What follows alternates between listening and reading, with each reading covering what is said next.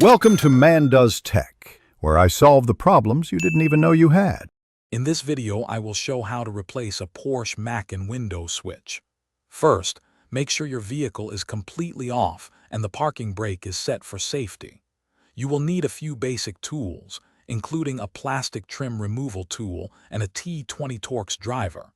Having a new replacement window switch ready will ensure a smooth process.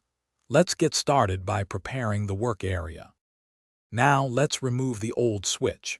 Using your plastic trim removal tool, gently pry up the trim panel around the window switch. Work slowly to avoid damaging the surrounding materials. Once the panel is loose, you will see the electrical connector. Press the small release tab and carefully disconnect it. Finally, use your T20 Torx driver to remove the two screws holding the switch module in place.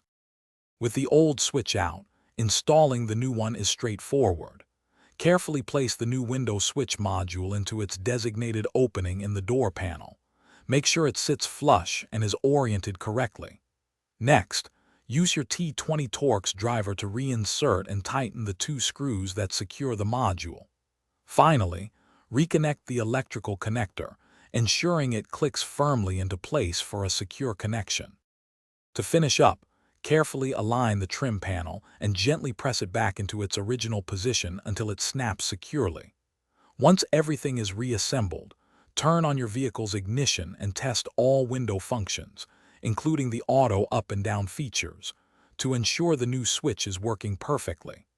If you're looking for other great deals, check the description below for links, including one for some amazing socks with a lifetime warranty.